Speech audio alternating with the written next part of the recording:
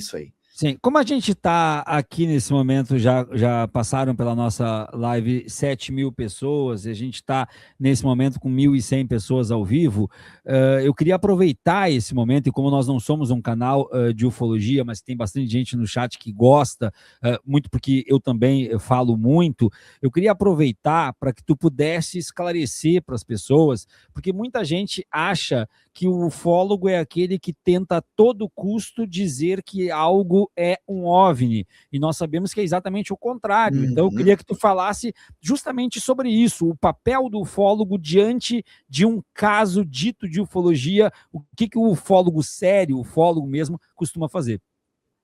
Bom, usando princípios éticos, técnicas, técnicos científicas, que a gente chama, conhecimentos científicos e tudo, a gente tenta tirar todas as possibilidades de explicação. Então, se aparecer uma luz, a gente vai tentar identificar se aquilo é um balão, se é um satélite, se é um fenômeno natural, uma tecnologia terrestre, se é uma fraude. A gente tenta eliminar todas as hipóteses. A partir do momento que elimina todas as hipóteses, aí a gente trabalha com outras possibilidades não naturais, né? É basicamente isso que a gente faz. Os pesquisadores que foram até o local tentaram fazer isso, eliminando as possibilidades. E nesse processo de eliminar as possibilidades, se constatou que as luzes filmadas eram realmente luzes de um camping. O padrão de posicionamento das luzes era o mesmo, e foram até ali onde o Mike morava, fizeram a filmagem, né?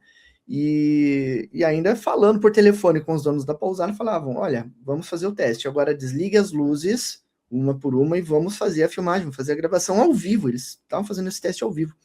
E realmente se constatou que tanto a forma das luzes, quanto a posição delas, era exatamente aquilo que foi filmado pela pessoa, né, pelo influenciador, né?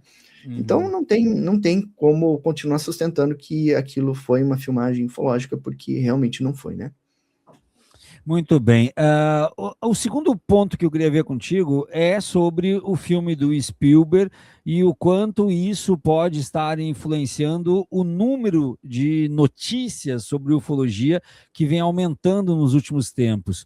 Tu trabalha de uma forma muito séria e focado na questão ufológica, mas nós estamos num momento em que todo e qualquer tipo de portal, todo e qualquer tipo de canal está falando sobre ufologia. O Steven Spielberg deu entrevista, participou do Fantástico e disse, inclusive, que o filme dele vai impactar na fé das pessoas, vai impactar na religião. A gente sabe que uns anos atrás o próprio Vaticano fez uma reunião convocando ufólogos e preocupado com qual seria o resultado de uma aparição em relação à própria fé das pessoas. O filme do Spielberg, de alguma forma, está incentivando esse número maior de casos, os pós-casos que vem acontecendo? Sim, ele influencia da seguinte forma: as pessoas estão naquela expectativa pelo filme, ou impactadas por ter visto o filme, elas vão olhar para o céu, né? Vão ficar refletindo, e nesse processo de refletir, muitas pessoas vão acabar vendo alguma coisa estranha e vão acabar relatando ou filmando, procurando algum ufólogo para relatar. Então, o número de avistamentos realmente aumenta nessas situações, né? Não apenas no lançamento de um filme, por exemplo, mas situações em que a ufologia fica em evidência. Por exemplo, com a liberação dos vídeos e documentos lá do Pentágono, lá do governo dos Estados Unidos, isso também gera um aumento nas observações, né, relatadas pelo mundo, pelo simples fato de aquilo ser noticiado. Né? O próprio incidente de Campo Largo fez com que muitas pessoas olhassem para o céu e acabassem vendo alguma coisa, filmando alguma coisa. Por isso que houve tantas filmagens novas agora nesse período, né? Então sempre vai aumentar quando o assunto estiver em evidência, né? Pois é, a outra questão é a questão que me mandaram aqui pelo WhatsApp, a pessoa não quer que eu identifique ela, mas é sobre a questão das filmagens e fotos, que é algo que as pessoas que não conhecem ufologia sempre utilizam, né? Então a pessoa pergunta, por que as filmagens e as fotos nunca são nítidas? O que tu pode dizer sobre isso? Bom, quando uma pessoa observa um OVNI, digamos assim, mais de 80% das vezes é no período noturno. Então, a câmera, o equipamento fotográfico, seja celular ou uma câmera propriamente dita, na maioria das vezes não está preparada, não está programada para fazer o registro noturno, porque a configuração é diferente. Então, não vai sair uma filmagem de qualidade, né? Você pode fazer o teste tentando fazer um registro da Lua com o seu celular. Vai parecer uma bolinha longe, né?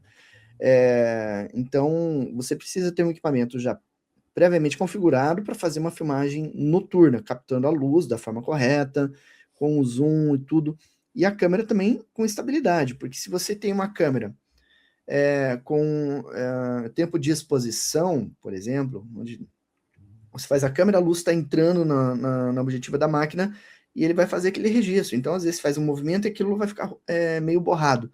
Então, tem que ter uma configuração, né? Configuração de ISO, de velocidade de obturador, uma série de configurações. Né? Estando bem configurada a máquina, você consegue fazer um registro bem legal. Né? E se você tiver um zoom, principalmente, você consegue fazer algo bem interessante. A maioria das pessoas, a imensa maioria das pessoas, não tem isso preparado, né? Sem falar que, às vezes, quando ocorre um avistamento, ela vai estar naquele impacto, puxa, é um OVNI, é um OVNI. E vai querer fotografar aquilo, filmar aquilo. No processo de você ajustar a câmera e tudo, vai ter uma certa dificuldade, e o fenômeno, às vezes, é muito rápido, né? Então você não consegue fazer um registro decente, acaba ficando daquela forma borrada, né? Ou Eu mesmo. seja, ou seja, o que a pessoa viu foi bem diferente do que ela conseguiu registrar. Sim, isso que eu ia comentar. Na quinta-feira, antes da questão do OVNI de Campo Largo, eu estava no centro da cidade de Curitiba e saindo de um estabelecimento, olhei para o céu para ver um avião que estava passando. Eu não vi o avião, mas eu vi uma bolinha branca no céu. Não estava muito alto, mas dava para ver aquela forma redonda, bem visível, inclusive, porque o céu estava azul e aquela luz, aquela bola branca.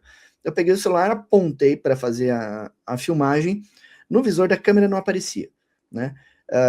Eu fui pego de surpresa, não tinha o celular configurado na hora, e tentei fazer o registro. Mas eu achei que não tinha pego nada, né? Inclusive. Quando cheguei em casa, aí que eu fui ver que tinha um pontinho bem pequeno de luz ali.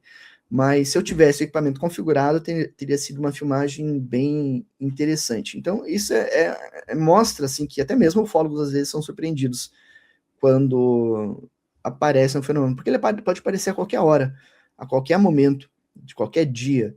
Né? Ele não marca horário, né? O fenômeno OVNI não marca horário e não respeita fronteiras. Ele está aqui, daqui a pouco cruza a fronteira, vai para outro país e eles não estão nem aí. É um procedimento também caro, Sim. né, Jackson?